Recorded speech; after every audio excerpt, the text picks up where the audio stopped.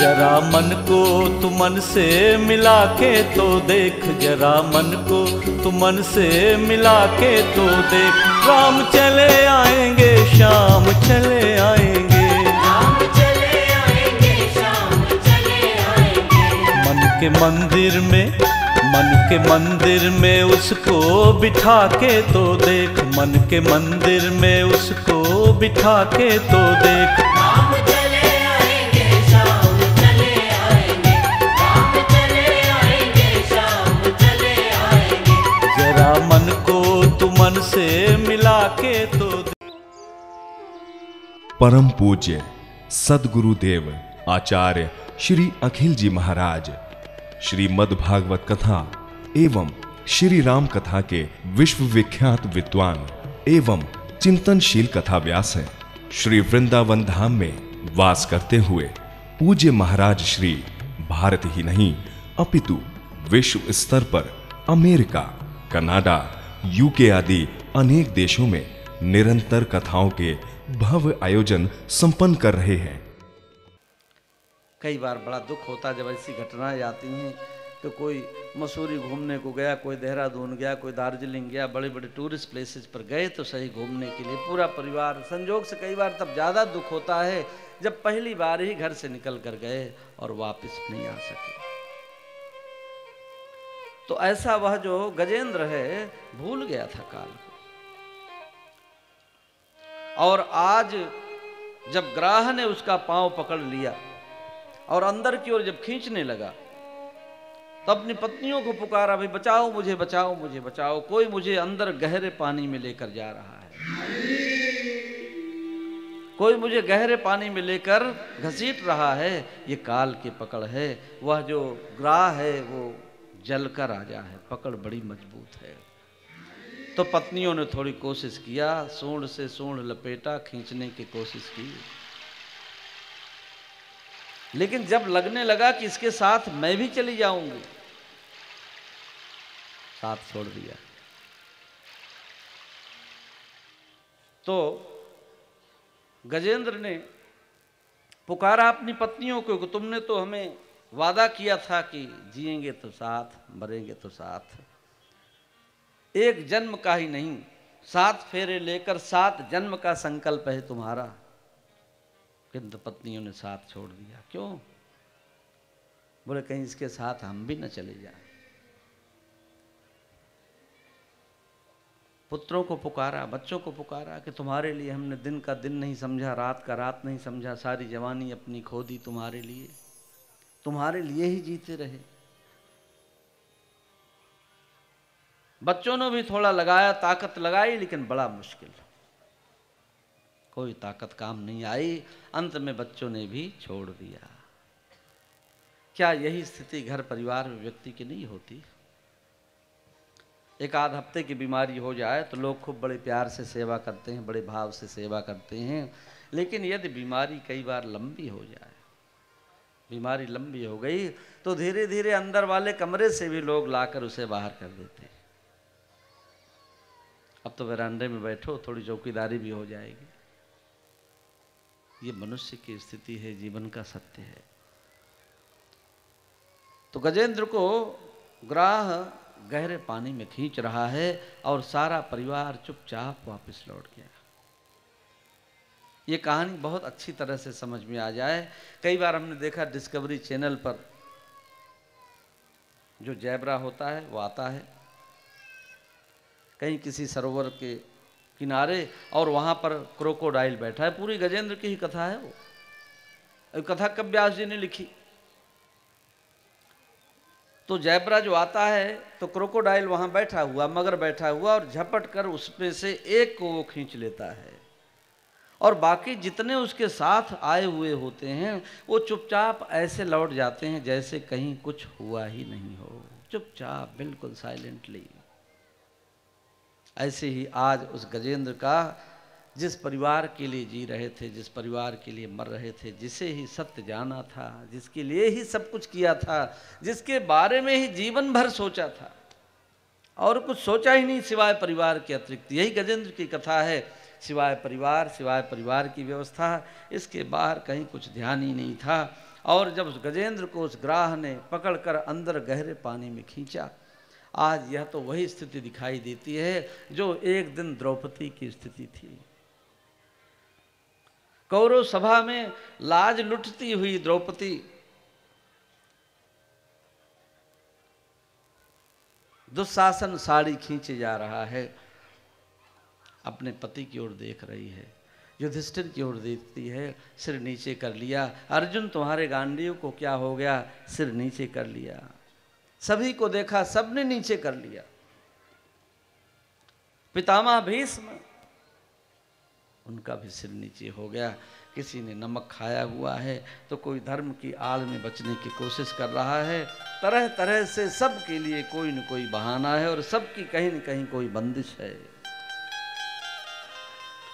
बंदिश अगर नहीं है तो एकमात्र श्री भगवान के समक्ष नहीं है। भगवान बहुत बंदिश में नहीं रहते। मुझे बहुत अच्छा लगता है ये भाव कि भगवान कहते हैं मुझे न्यायाधीश मत कहो, क्योंकि मैं न्यायाधीश नहीं हूं, मैं न्याय नहीं कर सकता, मेरी कमजोरी है। यद्यपि सम नहीं राग न रोसु, गहि न पाप पुण्य गुण दोषु, तदपि कहीं सम विषम विहारा, भगत अभगत हृदय अनुसारा। श्री भगवान ने कहा मुझसे न्याय की अपेक्षा मत करो, मैं न्याय नहीं कर सकता, मैं इतना ईमानदार नहीं हो सकता, मुझसे पक्षपात हो जाता है, बड़ा स्वाभाविक है। क्यों बोले, अगर तुमने मुझे न्यायाधीश मान लिया और न्यायाधीश की परिभाषा में मुझे ढाल दिया तो मुझको फिर दया निधान मत कहो, क्योंकि तब तुम मुझसे दया की अपेक्षा नहीं कर सकते।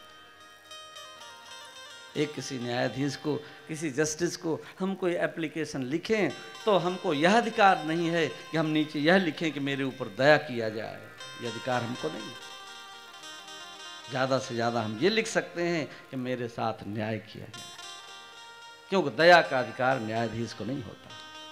क्योंकि जिस दिन न्यायाधीश दया करने लगेगा तो दूसरे व्यक्ति का क्या होगा, उसके साथ कौन सा न्याय होगा। श्री भगवान ने कहा कि जैसे एक माँ अपने बच्चों के बीच न्याय नहीं कर सकती, नालायक से नालायक बेटे के लिए भी माँ के अंचल में सदा ही जगह है, स्थान है, वैसे ही मैं हूँ, सबके लिए मेरे पास स्थान है। सब मम प्रिय सब मम उपजाए, सब मेरे ही द्वारा प्रकट हैं, मैंने ही सबको प्रकट किया है। और इसलिए जब तक वह उदात्त दृष्टि श्री भगवान की नहीं होगी, वह व्यापक दृष्टि नहीं होगी, भगवान नहीं हो सकते। इसीलिए श्री भगवान को कभी हम करुणा निधान कहते हैं तो कभी दया निधान कहते हैं। अगर ये स्थिति नहीं हो तो भगवान नहीं हो सकते। ऐसा वह गजेंद्र जब डूबने लगा, जैसे द्रौपदी जब लगा कि अब तो निर्वस्त्र हो जाएंगे तो थोड़ी अपनी ताकत लगाने की चेष्टा की कि मैं स्वयं अपने लिए कुछ न कुछ कर लूं। क्या कर सकते हैं, तो साड़ी की अंतिम गांठ खुलना चाहती है तो अपने हाथ से उसे पकड़कर संभालना चाहती है। श्री भगवान तड़प रहे हैं वैकुंठ लोक में बैठे हुए, कभी अंदर आते हैं, कभी बाहर जाते हैं, कभी अंदर आते हैं, कभी बाहर जाते हैं। लक्ष्मी जी ने पूछा प्रभु आपको हो क्या गया। श्री भगवान ने कहा क्या करूं, यह भागिनी सबको पुकार रही है, लेकिन जिसे मैं देख रहा हूं वो मेरी ओर नहीं देख रहा है। और तब अंत में द्रौपदी ने अपनी भी ताकत स्वयं अपनी गांठ स्वयं छोड़ दी। जिन दो हाथों से अपनी गांठ को समेट रही थी, संभाल रही थी, दोनों हाथ जुड़ गए। द्वारकावासिन क्वासी क्वासी महाभुज यादव नंदन, हे स्वामी हे द्वारकाधीश, कहाँ हो, क्या द्रौपदी की लाज लुट जाएगी, तुम्हारे रहते हुए तुम प्रकट नहीं होगे। श्री भगवान भावुक हो गए। श्री भगवान ने कहा द्रौपदी तुम्हें पुकारने में देर थी, मेरे आने में देर नहीं है। और तब ऐसे श्री भगवान वस्त्रावतार लेकर द्रौपदी की साड़ी बनकर प्रकट हो गए। वही स्थिति आज गजेंद्र के समक्ष है। क्या करे गजेंद्र, किसको पुकारे। द्रौपदी तो फिर भी बड़ी समझदार है, उसको पता है, उसको संस्कार मिला है। लेकिन गजेंद्र कैसा बोले, जिससे कोई संस्कार नहीं। क्या अद्भुत ये कथा है। ऐसे कितने ही लोग संसार में जिनको कोई परमात्मा के संबंध में, कोई ईश्वर है, कोई भगवान है, कुछ भी तो पता नहीं है। वैसा ये गजेंद्र है, जिसे कुछ भी पता नहीं, जिसने कभी ध्यान ही नहीं दिया है, विचार ही नहीं किया कभी।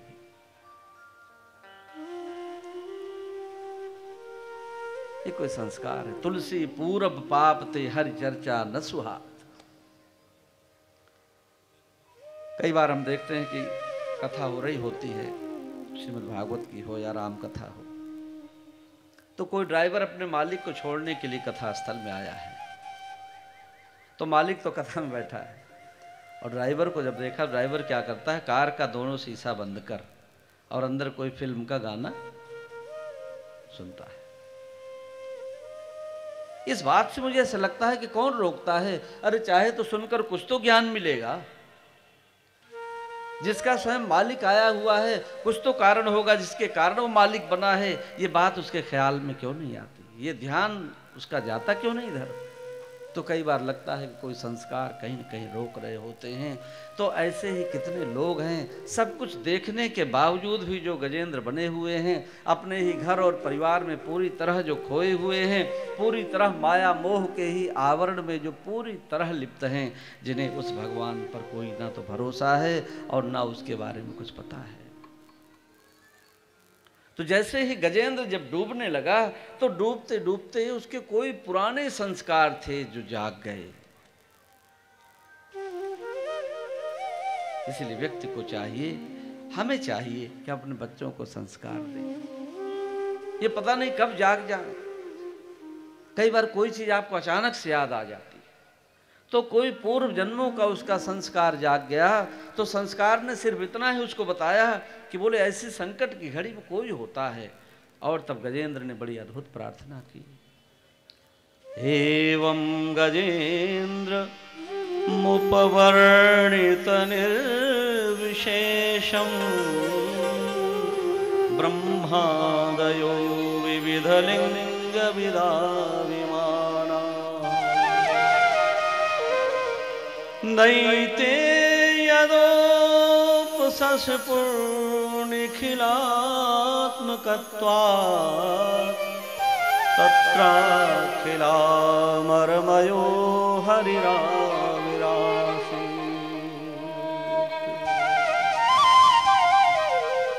गजेंद्र ने कहा, हे प्रभु, मुझे नहीं मालूम आपका नाम क्या है। आप गोरे हो, काले हो, विष्णु हो, नारायण हो, शिव हो, कृष्ण हो, राम हो, मुझे कुछ भी पता नहीं आपके बारे में।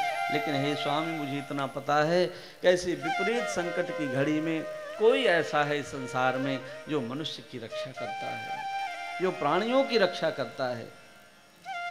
मैंने कभी कोई जप नहीं किया, तप नहीं, अनुष्ठान कुछ भी मुझे पता नहीं है। लेकिन हे स्वामी, हे प्रभु, आप कोई तो हो, जरूर हो। एवं गजेंद्र मुपवर्णित निर्विशेषम, निर्विशेष भगवान को पुकारा। मुझे नहीं मालूम आप कौन हो, लेकिन मुझे पता है कि आप कोई हो जो संकट में पड़े हुए ऐसे जीव की रक्षा करने के लिए प्रकट हो जाते हो। जैसे ही गजेंद्र ने श्री भगवान को पुकारा है, श्री भगवान की कृपा दे देखो, आज श्री भगवान उस गजेंद्र की रक्षा के लिए स्वयं एक नया नाम, नया रूप लेकर इस क्षीर सागर के तट पर प्रकट होते हैं। श्री भगवान हिरण्यमेधा ऋषि की पत्नी हरिणी के गर्भ से श्री भगवान हरि बनकर आज इस क्षीर सागर के तट पर प्रकट होते हैं, जो हमारे जीवन में संकटों का हरण करने वाले हैं। बोले हरि भगवान की। डूबतों